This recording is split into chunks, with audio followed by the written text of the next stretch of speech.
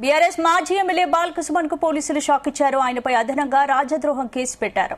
బాల్కసుమన్ పై ఇప్పటికే నమోదైన కేసులకు అదనంగా BNS 152 సెక్షన్ జోడిస్తూ కోర్టుకు పోలీసులు రిమాండ్ రిపోర్ట్ సమర్పించారు.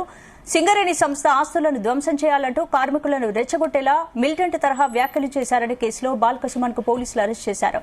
నాంపల్లి కోర్టు మెజిస్ట్రేట్ 14 రోజుల జ్యుడిషియల్ రిమాండ్ విధించడంతో పోలీసులు ఆయన్ను చెంచల్గూడ జైలుకు తరలించారు.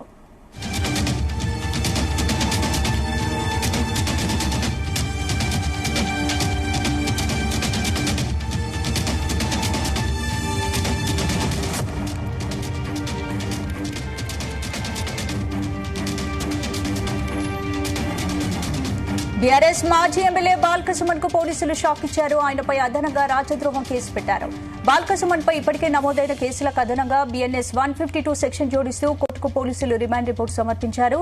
సింగరేణి సంస్థ ఆస్తులను ధ్వంసం చేయాలంటూ కార్మికులను రెచ్చగొట్టేలా మిలిటెంట్ తరహా వ్యాఖ్యలు చేశారనే కేసులో బాల్కసుమన్ ను పోలీసులు అరెస్ట్ చేశారు. నాంపల్లి కోర్టు మెజిస్ట్రేట్ 14 రోజుల జ్యుడిషియల్ రిమాండ్ విధించడంతో పోలీసులు ఆయన్ను చెంచల్గూడ జైలుకు తరలించారు.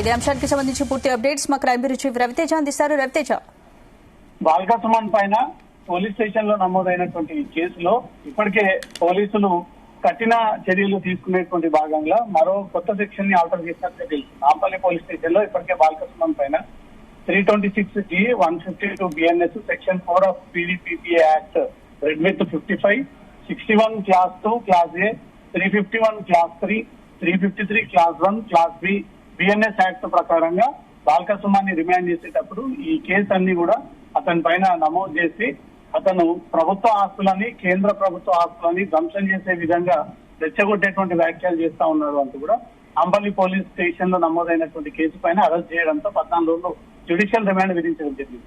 ఇప్పుడు తాజాగా బాల్కసుమన్ పైన BNS 152 మరో కొత్త సెక్షన్ ని నాంపల్లి పోలీసులు ఆల్టర్ చేయడం జరిగింది. ఈ 152 సెక్షన్ అనేది రాజద్రోహం కింద పరిగణలోకి తీసుకొని బాల్కసుమన్ పైన రాజద్రోహుడు అనే పరిగణలోకి తీసుకొని పోలీసులు బాల్కసుమన్ పైన కేసు నమోదు చేయడం జరిగింది. దేశ సమగ్రతకు హాని కలిగించేలా బాల్కసుమన్ వ్యాఖ్యలు చేశారని ఈ క్రమంలో రిమాండ్ రిపోర్ట్ లో 152 BNS యాక్ట్ ప్రకారంగా కొత్త సెక్షన్ని ఆల్టర్ చేయడం జరిగింది. ఇది కేవలం టెర్రరిస్టుల పైన, ఈ మతోన్మాదుల పైన, కమ్యూనిటీ గొడవలు క్రియేట్ చేసేటువంటి వ్యక్తుల పైన ఈ 152 BNS చట్టం అనేది ప్రయోగం చేస్తూ ఉంటారు. సేమ్ అదే సెక్షన్ ని 152 BNS ని ఇప్పుడు బాల్కసుమన్ పై కూడా ఆల్టర్ చేసినట్టుగా సమాచారం అందుతుంది. రిమాండ్ రిపోర్ట్ లో 152 అతనికి వర్తిస్తుంది. ఎందుకంటే బాల్కసుమన్ ఒక ప్రజాప్రతినిధి అయ్యి ఉంది. ప్రజలకు హాని కలిగించకుండా ఒక బాధ్యత రహితంగా ఉండాల్సినటువంటి వ్యక్తి ప్రజల్ని రెచ్చగొట్టి, కార్మికుల్ని రెచ్చగొట్టి ప్రభుత్వ ఆస్తులని ధ్వంసం చేయండి, రైల్వే ట్రాక్లని తగలబెట్టండి, కోసేయండి, సింగరేణి కార్యాలయాన్ని తగలబెట్టండి అంటూ తను చేసినటువంటి ఈ వ్యాఖ్యలు ఇది రాజద్రోహం కిందికి వస్తుంది. ఒక ప్రజాప్రతినిధి ఇలా వ్యాఖ్యానించడం సరైనటువంటి పద్ధతి కాదు. పూర్తి ఆధారాలు పోలీసులు సేకరించిన తర్వాత ఈ నమోదు చేసినటువంటి సెక్షన్స్ తో పాటు అతను వ్యవహరించినటువంటి తీరు ఇది దేశానికే సమగ్రతకు సంబంధించినటువంటి అంశము. ఒక ప్రజాప్రతినిధి గతంలో ఎంపీగా పనిచేశాడు, ఎమ్మెల్యే కూడా పనిచేశాడు. ఒక పార్టీ కీలక హోదాలో ఉండి పిలుపునిచ్చినట్టయితే డెఫినెట్ గా అందరూ ఆ రూల్స్ ని ఫాలో అయ్యి నిజంగానే ప్రభుత్వ ఆస్తులని ధ్వంసం చేసేటువంటి అవకాశం ఉంటుంది. దానికి కారకుడు బాల్కసుమన్ కాబట్టి తన నోరు అదుపులో లేకపోవడం కారణంగానే దేశ సమగ్రతను ఈ విఘాతం కలిగించే విధంగా, భద్రతా లోపాన్ని తను వ్యతిరేకించే విధంగా ఇది మొత్తం ఇంటర్నల్ సెక్యూరిటీకి సంబంధించినటువంటి అంశం కాబట్టి పోలీసులు 152 BNS యాక్ట్ ప్రకారంగా ఈ సెక్షన్ ని బాల్కసుమన్ పైన ఆల్టర్ చేసి మరో 10-15 ఏళ్ల పాటు అతనికి జైల్లో నుంచి బయటికి రాకుండా అతను జ్యుడిషియల్ రిమాండ్ లో ఉండగానే ఈ సెక్షన్ ని ఆల్టర్ చేస్తున్నట్టు కూడా రిమాండ్ రిపోర్ట్ లో నాంపల్లి పోలీసులు ఈ విషయాలన్నీ కూడా మెన్షన్ చేయడం జరిగింది. ఇప్పటికే బాల్కసుమన్ తరఫున లీగల్ టీం అందరూ బాల్కసుమన్ మీడియాతో మాట్లాడినప్పుడు ఈ సెక్షన్స్ అన్ని కూడా తనకు వర్తించవు, ఇవన్నీ కూడా దాడికి, ధ్వంసానికి పాల్పడిన తర్వాత పెట్టేటువంటి సెక్షన్స్ ఇవి.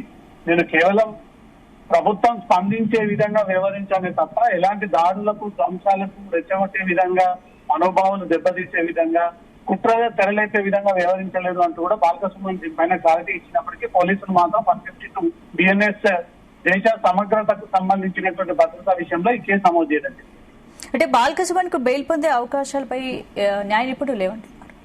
ఇప్పటికే కేంద్ర ప్రభుత్వ ఆస్తులని ధ్వంసం చేయండి అంటూ పిలుపునిచ్చారు కాబట్టి రాష్ట్ర పరిధిలో ఉన్నటువంటి అంశం సెక్షన్స్ ఒక రకంగా ఉంటే కేంద్రానికి సంబంధించినటువంటి ప్రభుత్వ ఆస్తుల పైన సెక్షన్స్ కొన్ని ఆల్టర్ చేయడం జరుగుతోంది. గతంలో తెలంగాణ ఉద్యమం టైంలో రాస్తా రోకో, రైల్ రోకో, ఈ సకల జనుల సమ్మె, ట్యాంక్ బండ్ పైన నిరసనలు వ్యక్తం చేయడము, అలజడి చేయడం, దాడులు చేయడము, కెమెరాలను బగలగొట్టడము, విగ్రహాలని ధ్వంసం చేయడం, అప్పట్లో టీఆర్ఎస్ నాయకులపై కూడా పోలీసులు సేమ్ ఈ రకమైనటువంటి కేసులు పెడితేనే 2014 కింద నమోదైనటువంటి కేసులు ఇప్పుడు 2026లో హియరింగ్ వచ్చినప్పుడల్లా ఒక్కొక్క కేసుని పోలీసులు ఆ కేసులని కాంప్రమైజ్ చేసి కొట్టివేసినటువంటి పరిస్థితి ఏర్పడుతోంది. ఇలాంటి కేసుల పైన ఎట్టి పరిస్థితుల్లో పోలీసులు కాంప్రమైజ్ అయ్యి చర్యలు తీసుకోక ఉండేటువంటి సిచ్యువేషన్ ఉండదు. దీనిపైన ఇప్పటికే బాలకృష్ణాన్ని అరెస్ట్ చేసి రిమాండ్ కూడా తరలించడం జరిగింది.